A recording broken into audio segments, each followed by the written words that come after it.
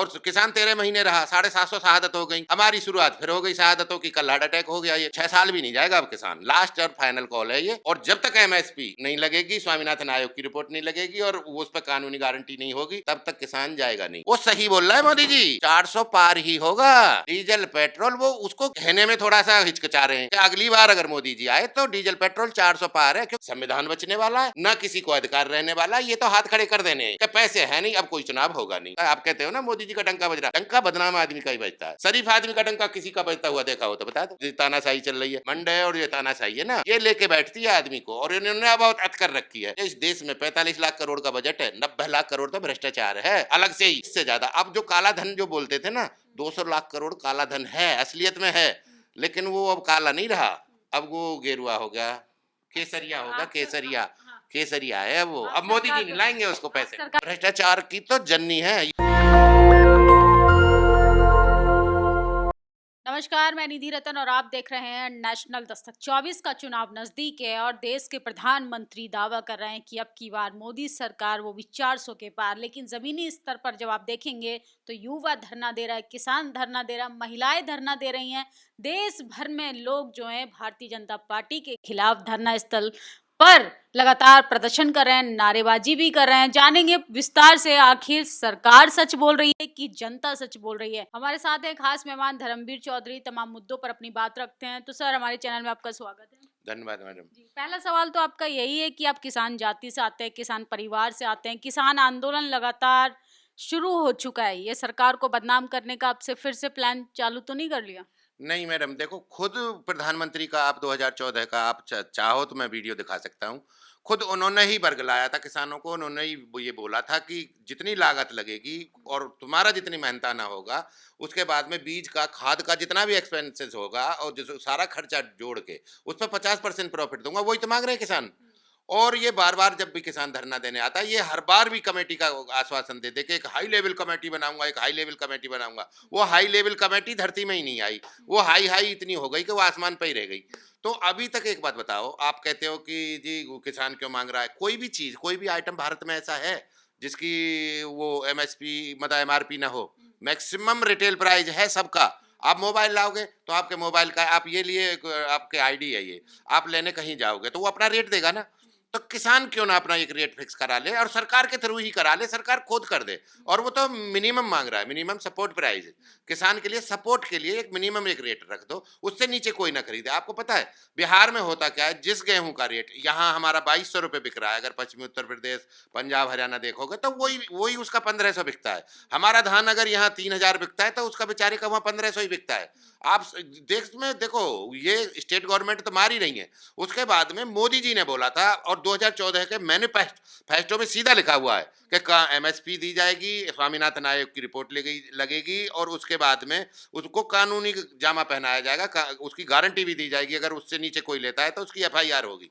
आप बताओ, व्यापारी लिए जा रहा है। ये व्यापारी का सारा सिस्टम देखो, व्यापार को ही अगर दे दोगे और किसान इस जीडीपी में 5% हिस्सा उसका है और वो इस देश को लेके चल रहा है। 6% टोटल जीडीपी है। जब तुम्हारा जितना भी पूंजीपतिवाद है, जितना पूंजीपति हैं, जितने तुम्हारे कितना हाईवे हो गए, उनको सबको एक जगह आप अगर रख लोगे, जो रोड टैक्स ले रहे हैं, टोल टैक्स ले रहे हैं, सारे टैक्सेज और सबको एक जगह अगर मिला लोगे तो उनकी जीडीपी भी इतनी नहीं है। आपने फैक्ट्री की आपने इंडस्ट्री की पूंजीवाद किसी आपने पूंजीवाद की बात की। किसानों पे ऐसा भी आरोप लग रहा है कि वो किसान नहीं जमींदार हैं, कॉरपोरेट घरानों के जमींदार हैं बड़े बड़े, क्योंकि किसान तो लगातार खेतों में संघर्ष कर रहा है। तो जैसे जैसे चुनाव नजदीक आता है, किसान एक्टिव हो जाता है, आंदोलन करने के लिए राजनीति करना चाह रहा है एक तरीके से। नहीं, ये कमेटी देखो 6 महीने का टाइम दिया था मोदी जी ने। अभी 2022 में जब हम लौट के गए थे पिछले आंदोलन में, तो इन्होंने खुद ही बोला है कि 6 महीने की मैं कमेटी बना देता हूँ, 6 महीने में आपकी रिपोर्ट लागू कर दूंगा। तो इसमें किसान की बताओ गलती क्या है? और किसान 13 महीने रहा, 750 शहादत हो गई। हमारी शुरुआत फिर हो गई शहादतों की, कल हार्ट अटैक हो गया एक। समझ रहे हैं? फिर शुरुआत हो गई है। एक हार्ट अटैक हुआ है, आपने न्यूज देखा हो, अखबार में देखा हो तो देख लो, आपको हार्ट लाइव अटैक चल तो रहा है। नेचुरल डेथ है, उसका जिम्मेदार नहीं बीजेपी नहीं, थोड़ी वो है। उसको जैसे ही स्मोक पहुंचा है ना, ये जो जो ऊपर से गोले बरसा रहे हैं स्मोक के, और उसके ना बुलेट मार रहे हैं, जो पैलेट पैलेट गन से मार रहे हैं डायरेक्ट गोली, तो उसके बाद में उनका दम घुटा है। दम घुटने के बाद में वहीं उनका जो इनिशियल ट्रीटमेंट किया गया, जो फर्स्ट एड बोलते हैं, वो करने के बाद में उनको फिर रेफर किया गया और जाकर रास्ते में दम तोड़ा है। जब स्मोक से दम घुट गया है ना, उसके बाद में हार्ट अटैक हुआ है।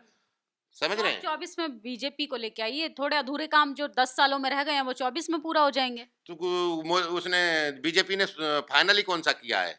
अगर एक काम बता दो आप देश में, एक काम आप ही बता दो, कोई योजना उसकी बता दो जो पूरी कर दी हो, एक चीज बता दो चलो। 80 करोड़ लोगों को फ्री राशन दे रहे हैं, मंदिर बना के दे दिया, काशी कॉरिडोर बना के दे दिया। अच्छा ठीक है, मंदिर इनकम्प्लीट है, उसका प्राण प्रतिष्ठा कर दिया, उसके ऊपर अब पैर रख के ऊपर कारीगर काम कर रहे हैं। नंबर एक बात इनकम्प्लीट। नंबर दो, 80 करोड़ जिनको दे रहे हैं वो उन्हीं का अनाज था, वो फैक्ट्री में से नहीं बना था, ना वो गुजरात से आया था, ना कहीं से एक्सपोर्ट होकर आया था, ना इम्पोर्ट हुआ था। समझ रहे हो? तो वो किसान ने ही पैदा किया था, उस मजदूर ने ही पैदा किया था, वो उसको दे दिया। और सुनो, उसमें किया क्या है और देखो, 400 रुपए का मिलता था पर हेड कांग्रेस के टाइम पे या पीछे जो सरकार थी, वो क्या देती थी? मिट्टी का तेल और चीनी। उन वो कॉस्टली आइटम है, इन्होंने वो घटा के वो हटा दिए दोनों। क्या दिया? उस चीज को दे रहे हैं जो किसान खुद ही पैदा कर लेता है। 10-20 रुपए किलो का वो अनाज है, गेहूं, 50 ज्यादा से ज्यादा 60 रुपए का होगा, 20 रुपए किलो से 3 किलो, और 2 किलो दे रहे हैं चावल, 15 रुपए किलो चावल आ रहा था। चावल भी टूटी का है, जिसको मुर्गी दाना बोलते हैं, मुर्गी जो खाती है वो अनाज दिया जा रहा है। 80-90 रुपए का ये दे रहे हैं, 400 रुपए का पर हेड बंद करके 80-90 रुपए का दे रहे हैं और टाल ठोक रहे हैं। हाँ जी हमने दे दिया, अनाज दे दिया। अरे अनाज तुम्हारा उनका ही तो था, पैदा किसने करके दिया था? कहीं उसमें से लाए थे क्या? कहीं से तालाब में से या किसी नदी नहर में से लाए हो? बताओ ना, एक योजना बताओ और बताओ, वो उसी आप का तो है। सरकार को लगातार बदनाम करते रहते हैं, जबकि सरकार तो 400 के पार वाला नारा भी लगा रही है और डबल इंजन की सरकार है। यूपी देख लीजिए उठा के कितना विकास हो रहा है, वहां पे इनफैक्ट फिल्म सिटी बनने जा रही है अब तो। मैडम एक बात मेरे को आप बता दो, बस एक बार बता दो, 6 साल से लगातार 30 लाख करोड़ हर ईयर आ रहा है विदेश से जो लोन लेकर आ रहे हैं मोदी जी। 6 लाख करोड़, छह मतलब 6 साल से, और ये आ गया अब तो 180 लाख करोड़ ले आइए। ठीक है, अब जब 30 लाख करोड़ आ रहा है, अगर वो नहीं आएगा, अगर मोदी जी को नहीं देगा कोई, क्योंकि आईएमएफ ने अब मना कर दिया है, आगे से आएगा नहीं। 30 लाख करोड़ का आप आइडिया लगा लो, अगर डीजल पेट्रोल, वो सही बोल रहा है मोदी जी, 400 पार ही होगा डीजल पेट्रोल। वो उसको कहने में थोड़ा सा हिचकिचा रहे हैं कि अगली बार अगर मोदी जी आए तो डीजल पेट्रोल 400 पार है, क्योंकि अब लोन मिलना संभव नहीं है, क्योंकि अर्थव्यवस्था के 90% तक लोन ले चुके हैं और अब आईएमएफ ने मना कर दिया है। जब वर्ल्ड बैंक और ब्रिक्स बैंक और ये सारे बैंक ही देना बंद कर देंगे इंडिया को, जब लोन ही नहीं आएगा तो उसके बाद में क्या करेगा? बताओ ना क्या करेंगे? जब वो 30 लाख करोड़ है उसका डीजल और पेट्रोल पे ही डालना है इन्हें। और देखो, ये खुद तो सोर्स ने जनरेट करे नहीं, खुद डेवलपमेंट नहीं किया, कुछ डेवलप किया नहीं, फैक्ट्री इंडस्ट्री वो बेच दी, पीएसयू बेच दिए। जब वो तुम्हारे पास कुछ बचा ही नहीं तो क्या करना है? तुम्हारे हाथ में तो यही बचा है, किसान बचा है और मध्यम वर्ग बचा है और वो बहुजन बचा है। उसी की खाल में से निकाल लिया जाएगा, उसके एक एक बाल में से निकाल लिया जाएगा। आप आने दो जीत के, अब जीतने दो 400, और डीजल पेट्रोल 400 के ही पार ना पाए तो मुझे बता देना, जैसे श्रीलंका और उसमें पाकिस्तान में 400। राष्ट्र ज्यादा मजबूत होना जरूरी है कि महंगाई जरूरी? थोड़ी महंगाई नहीं झेल सकते आप? नहीं, मुझे ये बता दो, अगर 30,000 जो 30 लाख करोड़ पर वो लाए मोदी जी, 10,000 पर डे बैठता है, वो 10,000 करोड़ पर डे जो रुपया आया है, अगर वो आना बंद हो गया तो तुम ये तो बताओ देश कैसे चलेगा? उस बात को बता दो मुझे। तो ये तो देश 5 साल पहले ही आर्थिक दिवालिया हो चुका है। इसके तो मरनम पट्टी लगा के गे अपना सेंट्रल विस्टा का इंतजार कर रहे हैं। सेंट्रल विस्टा बन रहा है, आपको मैं दिखा के लाऊं, यहाँ 2 किलोमीटर आगे ना ये बन रहा अंडरग्राउंड, जैसे चाइना वाले का मकान दुकान और उसने अपना महल बना रखा है, ऐसे ही रसिया वाले ने बना रखा है। सेम वही पैटर्न इन्होंने बना दिया। 20,000 करोड़ रुपए लग रहे हैं, वहीं से संसद निकलेंगे मोदी जी और वहीं से अपने घर में जाएंगे और वहीं से उसमें जाएंगे राष्ट्रपति भवन में। एक ही कनेक्शन कर दिया, अंडरग्राउंड ही कर दिया। अब उस पर एटम बम घेर लो, कुछ घेर लो, ये लास्ट चांस है। इसके बाद में ना तो हमारा क्या नाम है संविधान बचने वाला है, ना किसी को अधिकार रहने वाला है। ये तो हाथ खड़े कर देने कि पैसे है नहीं, अब कोई चुनाव होगा नहीं। आप तमाम तरीके के ऐसे आरोप लगाते हैं, आप विकास क्यों नहीं देख रहे? देश के युवाओं को इजराइल जैसे देश में नौकरी मिल रही है, ये मोदी जी की उपलब्धियां हैं। नहीं, उस विकास का नाम बताओ। आप हाईवे देख के कह रहे हो क्या? ये जो हाईवे बनाए 30 लाख करोड़, 10 साल में 30 लाख करोड़ का कलेक्शन आया है। टोल टैक्स, रोड टैक्स और ये पार्किंग टैक्स और ये इंश्योरेंस और ये जो सारे 6 हेड बना रखे हैं, 6 हेड में लाके 30 लाख करोड़ रुपए आया है। 30 लाख करोड़ में से केवल 10 लाख करोड़ के हाईवे बनाए, उसमें से भी 20 लाख करोड़ पूंजीपतियों का माफ किया है। अरे मैडम, तो आप कह रहे हैं हाईवे में भी घोटाला हुआ है? हाईवे घोटाला नहीं है। जब तुमने कलेक्शन किया है, जो 60 किलोमीटर पर टोल टैक्स लगना था वो 40 पे लगाया। यूपी में आप जाके देख लो, 40 किलोमीटर पे लगा रखा है, तो ये भी घोटाला। नंबर 2, जो पैसा आया 30 लाख करोड़ आया, वो उसको दूसरे मद में ले गए, दूसरे हेड में डाइवर्ट कर ले गए और केवल 10 लाख करोड़ के हाईवे बनाए। क्या 4 हाईवे हैं? एक तो दिल्ली से लेके वहां जा रहा है, बंबई जा रहा है ये वाला, दिल्ली बम्बई हाईवे, एक इन्होंने बुंदेलखंड बनाया, एक इन्होंने वो बनाया पूर्वांचल, वो भी स्टेट गवर्नमेंट के हैं दोनों। इनका जो सेंट्रल गवर्नमेंट के हैं वो तो दो एक आधी हाईवे हैं, नहीं तो स्टेट गवर्नमेंट के हाईवे हैं वो स्टेट गवर्नमेंट ने बनाए हैं। एक्चुअल में है क्या, देखो हमारी जो जनता है 99% देखो अनभिज्ञ है, कुछ पढ़ी लिखी नहीं है, फिर दूसरा अनभिज्ञ है, उसको ये जितने टीवी पे ऐड दे रहे हैं, ये दे रहे हैं। अब एक बात तो बताओ, क्या अब एक बात बता, धारा 370 हट गई? वो धारा कभी हट ही नहीं सकती, वो संविधान में लिखी हुई है। उसमें पहले भी 38 बार उसमें वो चेंज हो चुका था, अब के दो चेंज इन्होंने कर दिए, वो चेंज किया है इन्होंने। और मुझे वो बता दो, एक वहाँ के हमारे हरियाणा वाले थे, दाढ़ी वाले हैं, वो क्या नाम है, कभी उप मुख्यमंत्री थे, कभी कुछ है, क्या नाम है उनका, अनिल विजय क्या नाम है, वो कहते थे लड़की लाएंगे वहां से, शादी होके आए करेंगी जम्मू कश्मीर से, और 51 लाख रुपए का इनाम है दाढ़ी वालों को कि अगर एक भी लड़की आई हो जम्मू कश्मीर से, जिसने 1 बीघा खेत लिया हो उसके लिए भी 51 लाख रुपए है, वहां मिला हो प्लॉट लिया हो, जिसको बसना था ना जम्मू कश्मीर में, उसको भी 51 लाख रुपए का इनाम है। और तीसरा, जिसने नौकरी जिसको सरकारी मिल गई हो उसको भी 51 लाख रुपए का इनाम है। आपके चैनल से कह रहा हूँ, सब बरगला रहे हैं, झूठ बोल रहे हैं। इन्होंने 8 उसको अगस्त को ही दूसरा मैं वो लगा दिया, लगा उसके साथ में कि जो 15 साल से रह रहा है वो ही शादी कर सकता है वहां, वही जमीन खरीद सकता है और वही वो कर सकता है। केवल अडानी अंबानी के लिए 3 महीने खोला गया था, उसी कंपनियों ने नहीं खरीदा है, बाग बगीचे जो खरीदे। अब वो भी किसान मार दिए इन्होंने, फल वाले सेब डेटा वाले। आप कहाँ से लाते हैं? क्योंकि टीवी अखबार तो कहीं इस तरीके की कोई खबरें नहीं दिखा रहा। आप लोग पता नहीं सरकार को बदनाम करने के लिए इस तरीके का प्रोपेगेंडा चलाने लगते हैं। नहीं, सरकार को बदनाम क्या कर रहे हैं, सरकार के कर्म ही ऐसे हैं, खुद बदनाम होगी और बदनाम ही फेमस होता है। आप कहते हो ना मोदी जी का डंका बज रहा, डंका बदनाम आदमी का ही बजता है। शरीफ आदमी का डंका किसी का बजता हुआ देखा हो तो बता दो। डंका कभी जिसका भी बजा, कंस का बजा, रावण का बजा, डंका बजाना उनका भी, तो उन्हीं का बदनाम आदमियों का जो वो करते हैं ना, जो अब तानाशाही चल रही है। किसानों का क्या मतलब है, एक लैंड दे दो, सत्संग आ जाएगा तो तुम हजारों एकड़ जमीन दे दोगे वहां उसको, राधा स्वामी को। फिर पार्किंग, अगर तुम प्राण प्रतिष्ठा करने जा रहे हो तो फिल्मियों को, उसमें कितने गरीब बुलाए, उसमें कितने आम जनता बुलाया उसमें कोई भी, वही आए ना फिल्मी सितारे जो इनका प्रचार करते हैं, वही थे ना प्राण प्रतिष्ठा में। और उसके लिए पार्किंग, गाड़ियों की पार्किंग, तुमने हजारों एकड़ जमीन का अरेंजमेंट कर दिया, तो क्या किसान के लिए 100 बीघे भी जमीन का तुम पे अरेंजमेंट नहीं हो रहा? अरे 10-20 एकड़, तुम्हारी कितने पार्क पड़े हैं, कितनी पार्किंग पड़ेंगी खाली, वहां कर दो, आ जाओ। आने के बाद उन्हें करना क्या था यहाँ, यहाँ कोई चढ़ाई थोड़ी करनी है, वो अपना स्टेज लगाएंगे, अपना काम करेंगे। लेकिन ये जो घमंड है और ये तानाशाही है ना, ये लेके बैठती है आदमी को, और इन्होंने बहुत अत कर रखी है। ये दुनिया को पागल समझ रहे हैं, सब नहीं समझ रहे, क्योंकि इनका हो क्या रहा है इनको पता ही नहीं चल रहा है कि तुम कहाँ से तो पैसा जा रहा है इनका। अब ये बताओ, ये इन्होंने महंगाई पूरी करके देख ली, इन्होंने पीएसयू बेच के देख लिए, इन्होंने जीएसटी पूरा लगा के देख लिया, जो आइटम छुट रहे थे वो भी पूरा आइटम कंसीडर कर लिए, पूरा विदेश से लोन ले आए। तो अब ये तो बताओ, देश तो फिर भी नहीं सदरा, अब ये क्या करेंगे आगे को बताओ। अब तो आगे का ऑप्शन यही बचा है कि ये किसानों का खेत छीनेंगे, उसी से अपनी एमएसपी चलाएंगे, वो चलाएंगे जो हमारी जीडीपी है, क्योंकि उसके अलावा इन पर कोई ऑप्शन नहीं है।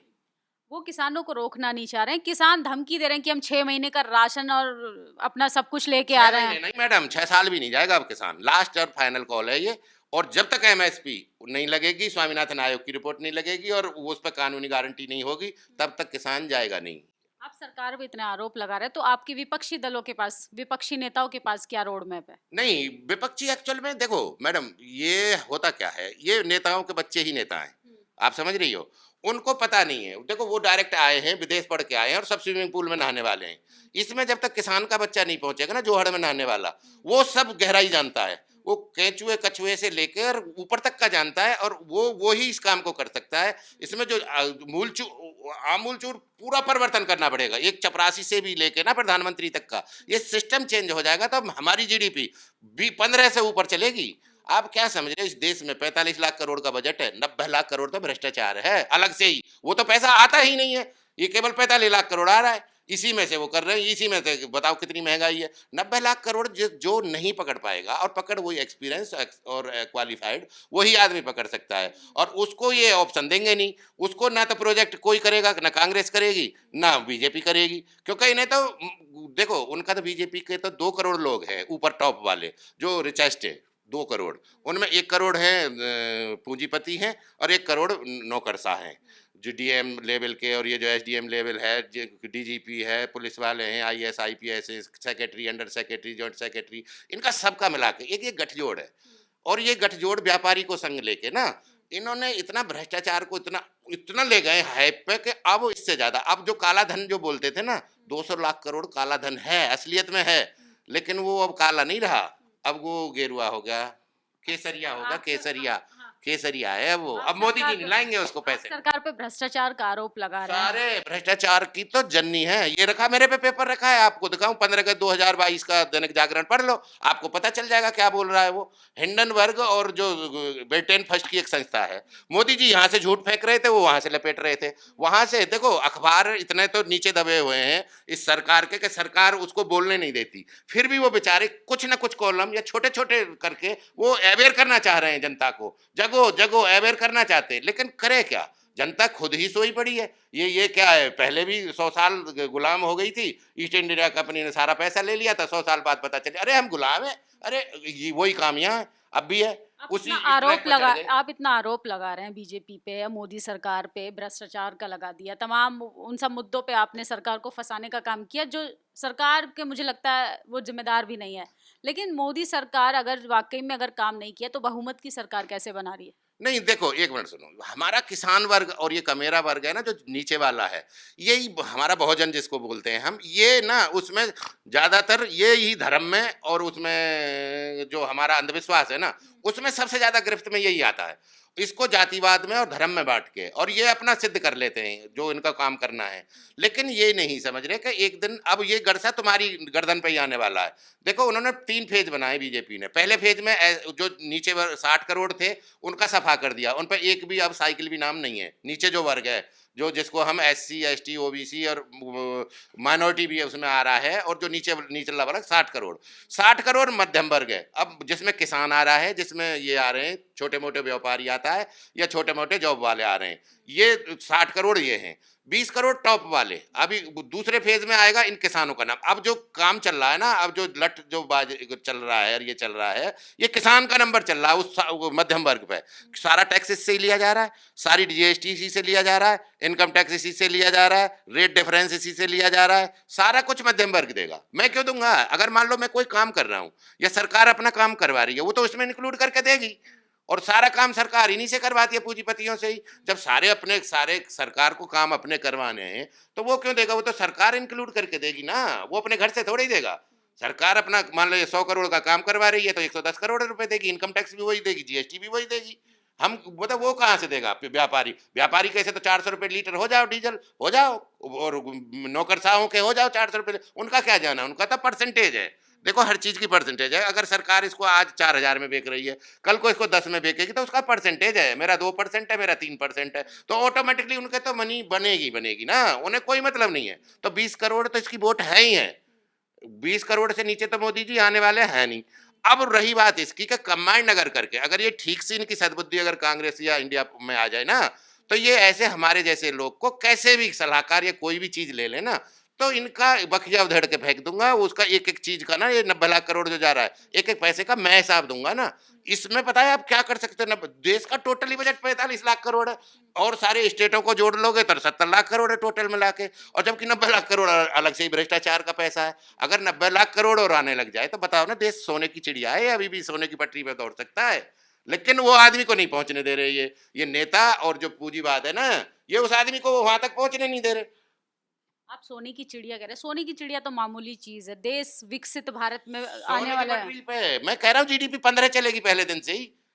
आप बताओ ना, वो प्रोजेक्ट करवाओ मेरे को, इवन मैं तो ये कह रहा हूँ कोई राष्ट्रीय पार्टी ही कर दे मेरे को, और मैं देखता हूँ 300 सीट ला के दूंगा, 300 सीट, और पूरा पैसा पहले बताएंगे, पहले 10 करोड़ जॉब पहले लगाएंगे, उनके पूरे नाम और लिस्ट सब उस ब्लॉक पे और उसके घर पे और तहसील पे और डिस्ट्रिक्ट पे लग जाएगी। इतना पैसा है ये, और आप जो भी देना चाहो किसी को भी, MSP दो, कुछ भी दो, कुछ भी करो, लेकिन उसको पकड़ने की कोई कोशिश नहीं कर रहा ना, जानबूझ के है, जानबूझ के उसको बहुजन के साथ में, मध्यम वर्ग के साथ में खिलवाड़ हो रहा है, और पहचान ये भी नहीं पाएंगे जो नए वाले आएंगे। आने वाला जो नया भी प्रधानमंत्री कोई नया भी बना दोगे ना, पता है उसे कुछ भी नहीं है, क्योंकि ये जो चीज है जिसका सब्जेक्ट है ना, अगर एक बात बताओ मैडम, आप मतलब मैथ की टीचर हो और मैं आपको इंग्लिश की कॉपी दे दूं जांचने को, तो आप क्या करोगी?